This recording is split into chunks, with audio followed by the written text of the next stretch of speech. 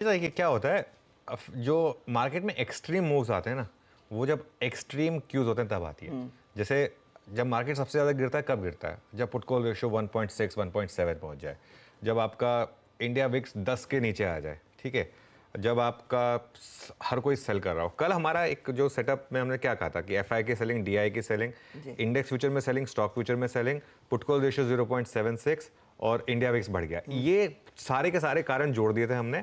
तब हमने कहा था कि मार्केट इतना ओवरसोल्ड है नियर टर्म में, एकदम ओवरबॉट से ओवरसोल्ड में आ गया, इसके लिए मार्केट चलेगा। आज मार्केट का जो ट्रेंड है वो एकदम से, हमारी मार्केट के साथ इशू यही है कि 2 दिन में ओवरबॉट से ओवरसोल्ड या ओवरसोल्ड से ओवरबॉट हो जाता है मार्केट।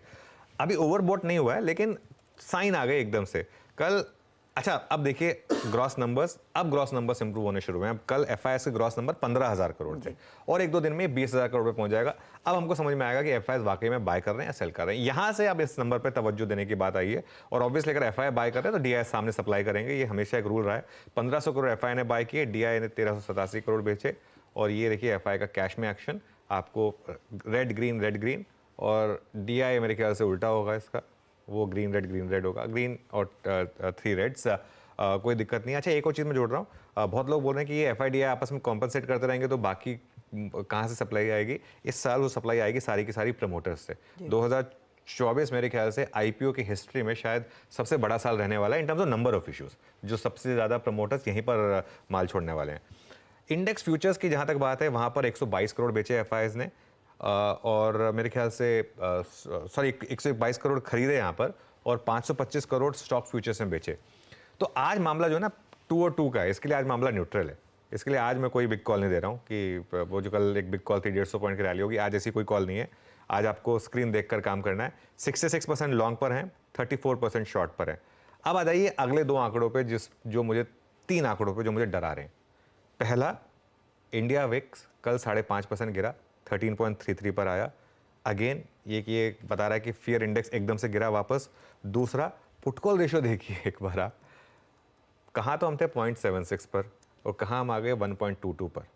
एक दिन में ओवरसोल्ड से नियरली ओवरबॉट एग्जैक्टली नहीं है, लेकिन न्यूट्रल से थोड़ा ऊपर तो आ गए, 1.22 पर आ गए हम पुट कॉल रेशियो में। और उसके बाद जो नेक्स्ट आंकड़ा है एफ एंड ऑफ बैन का आंकड़ा। एफ एंड ऑफ बैन में 4 स्टॉक ऐड हुए हैं कल, चंबल फर्टिलाइजर्स, एस्कॉट्स, जीएनएफसी और इंडिया सीमेंट। अच्छा, एक और चीज़, अब काफ़ी बड़े बड़े स्टॉक्स बैन में आते हैं। हिंदुस्तान कॉपर तो शुरू से बैन में रहा है, नैल्को, सेल्स, ये छोटे स्टॉक्स नहीं है किसी भी एंगल से। इसमें बस एक चीज़ है, कल एन जय कुमार से हमारी बातचीत हो रही थी, उनसे मैंने ये सवाल पूछा था कि ये जो इतने सारे स्टॉक्स बैन में आ रहे हैं, क्या आपको बता रहे हैं कि थोड़ी एक्सूबरेंस आ रही है? उसमें उन्होंने एक बहुत इंटरेस्टिंग पॉइंट बोला था हर्षदा, कि बैन किस तरह से डिसाइड होता है। एफ एंड ओ बैन, आपका जो ओवरऑल लिमिट है उसका आप अगर 80-90% क्रॉस कर लेते हैं, वो लिमिट कैसे डिसाइड होती है? फ्री फ्लोट मार्केट कैप के ऊपर। लेकिन वो लिमिट जो है ना, वो लिमिट ये नहीं डिसाइड करती है कि सिर्फ फ्यूचर्स होंगे या ऑप्शंस होंगे। पहले क्या होता था, पहले लोग सिर्फ फ्यूचर्स में ट्रेड करते थे और इसके लिए मैनिपुलेशन वाला मामला आता था, उसमें वो फ्यूचर्स ओपन इंटरेस्ट जोड़ा जाता था। आजकल क्या हो रहा है, ऑप्शंस का जो ओपन इंटरेस्ट जोड़ा जाता है, और उसमें एक और चीज़ हो गई है। आप सपोज करिए, आपने एक एग्जांपल ले लेते हैं, फॉर एग्जांपल चलिए जी का एग्जांपल ले लेते हैं, कोई भी एग्जांपल हो सकता है, लेकिन जी क्योंकि बहुत ज़्यादा एक्टिवली ट्रेडेड स्टॉक है, इसलिए मैं जी का एग्जांपल ले रहा हूँ। जी सपोज कर रहा है 290 पे ट्रेड, आपने सपोज करिए 280 की पुट बेच दी, क्योंकि आपको उतना प्रीमियम ईट करना है। लेकिन 280 की पुट बेचने में आपको उतना ही प्रीमियम लगेगा, उतना ही मार्जिन लगेगा जितना आप फ्यूचर्स बेचने में लग रहा है। लेकिन उसके सामने अगर आप 40 पॉइंट नीचे का पुट खरीद लेते हैं तो आपकी मार्जिन रिक्वायरमेंट अपने आप कम हो जाती है। वो मार्जिन बेनिफिट वाला एक रूल आया था सेबी का, उसकी वजह से। तो उसकी वजह से क्या हो रहा है, आपने 280 की पुट बेच दी, लेकिन सामने आपने 240 की पुट खरीद ली 50 पैसे में, 35 पैसे में, 20 पैसे में। उससे हुआ क्या, आपका जो सेल करके जो पैसा आ रहा है वो शायद कम आए, उतना कम आएगा, लेकिन आपका मार्जिन एकदम से रिक्वायरमेंट कम हो जाएगी। क्या उस डेटा को बैन में इंक्लूड करना चाहिए या नहीं करना चाहिए? ये मेरे ख्याल से एक इंपॉर्टेंट चीज़ है, उस पर हम बात करेंगे अलग से। लेकिन जो भी है वो भी एक फैक्टर हो सकता है। लेकिन अभी के लिए तो 11 स्टॉक्स बैन में आना मतलब थोड़ा सा तो आपको बता रहा है कि मार्केट में, एटलीस्ट ब्रॉडर मार्केट में, थोड़ी सी एक्सूबरेंस है। काफ़ी एक्सूबरेंस है एक्चुअली अनुज, क्योंकि कल जब बाजार तेजी दिखा रहे थे, स्ट्रेंथ ही नियरली 800 पॉइंट्स के गेन्स, और समझ नहीं आ रहा था फिर मिड कैप्स में इतना पैसा क्यों लग रहा है। बिल्कुल, बहुत ज़्यादा, मतलब पैसा तो है मार्केट में, पैसा तो है मार्केट में, मतलब पैसा इतना है ना अशदा, मैं आपको बताऊं कि कहीं भी चले जाएं हर कोई बस यही पूछता है कि नेक्स्ट स्टॉक क्या है। एक्चुअली मैं एक ये अपनी जो इंस्टाग्राम के उसमें मैंने बुक्स दे दी, उसमें मुझे 10 मैसेज आ गए कि सर बुक छोड़ो अगला स्टॉक बता दो।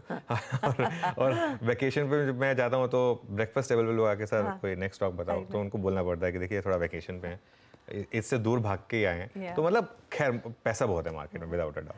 तो आज फिर सवाल यही है कि पैसा अगर आपने इंडेक्स में बनाना है कौन से लेवल्स पर ध्यान देना है। अनुज, क्या, क्योंकि 21,700 के आसपास गिफ्ट निफ्टी तो ट्रेड कर रहा है, अटेम्प्ट होगा उन लेवल्स पर जाने के लिए? हाँ, अटेम्प्ट बिल्कुल होगा, क्योंकि एफआईएस की बाइंग है और मार्केट का मूड एकदम से सुधरा है, तो ऑब्वियसली अटेम्प्ट हम जरूर करेंगे।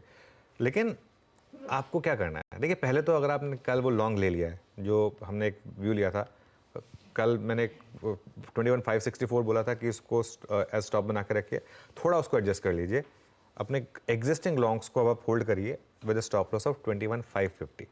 21,550 क्लोजिंग बेसिस के हिसाब से एक स्टॉप लॉस के साथ अपने लॉन्ग्स को होल्ड करिए। निफ्टी का अगला रेजिस्टेंस आएगा अब 21,741 पर। चार्ट बनाइए निफ्टी का, 21,741 नेक्स्ट क्लोजिंग हाई था मार्केट का, और उसके बाद ऑल टाइम हाई, तो 21,741 आपका नेक्स्ट रेजिस्टेंस है। इंट्राडे के लिए सपोर्ट आपका कहाँ पर है? 21,550 पर। करना क्या है आपको, अगर आपको कोई डिप मिल जाए 21,600 से 21,650 की और स्टेबिलिटी मिल जाए उस डिप में, तो वहाँ पर बाय करना है और एक 21,550 का एक स्टॉप लॉस लगाना है आपको। ये अभी भी वो वाली मार्केट नहीं है जिसमें आप हर लेवल पर खरीद सकते हैं, थोड़ा सा लेवल बेस्ड ट्रेडिंग रहेगी। शॉर्ट कहाँ करना है? शॉर्ट करना है सिर्फ दो तरीके से, या तो 21,741 रिजेक्ट कर दे मार्केट, ये मतलब रिजेक्शन आए और फर्म रिजेक्शन आए, मतलब वहाँ तक जाके एकदम से मार्केट एक बड़ा रेड बार बना दे, तो या फिर 21,550 को ब्रेक कर दे। ओके, दो तरीके हैं, ठीक है ना? ये गलत लिखा है इन्होंने, ये इसमें इसको हटा दीजिए इसको, क्योंकि शॉर्ट के लिए ये स्टॉप लॉस गलत होगा। शॉर्ट के लिए स्टॉप लॉस होगा आपका दिन का हाई, तो या तो 21,741 के नीचे हम फिसलें, या फिर हम 21,550 को ब्रेक करना शुरू करें, मैंने ये कहा था। तो ये दो चीज़ें हों, इधर कंडीशन में शॉर्ट है, या तो आप मतलब थोड़ा एक्सप्लेन कर देता हूँ, या तो 21,741 तक आप गए और वहाँ पर रिजेक्शन आ गया, एक बड़ा रेड बार बन गया, तो वहाँ पर शॉर्ट होगा और डे का हाई वहाँ पर स्टॉप लॉस होगा। या आप इंट्राडे में 21,550 ब्रेक करने लगे, तब आप एक शॉर्ट ट्रेड लें, और वहाँ पर ऑब्वियसली एक आपको स्टॉप लॉस एडजस्ट करना होगा, उसके हम बाद में बात कर लेंगे।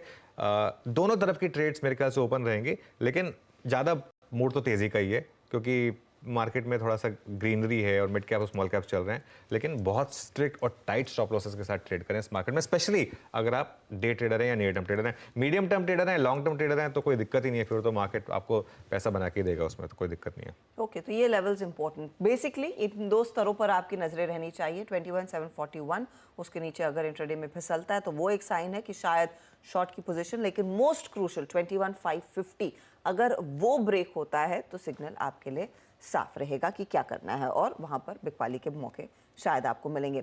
निफ्टी बैंक, अनुज, क्योंकि हम बार बार कह रहे हैं कि एचडीएफसी बैंक के Q2 के अपडेट के नंबर्स के बाद ही वो बड़ा मूव आएगा, लेकिन कल रेजिलियंस थी और अच्छा चला है निफ्टी बैंक अनडाउटेडली।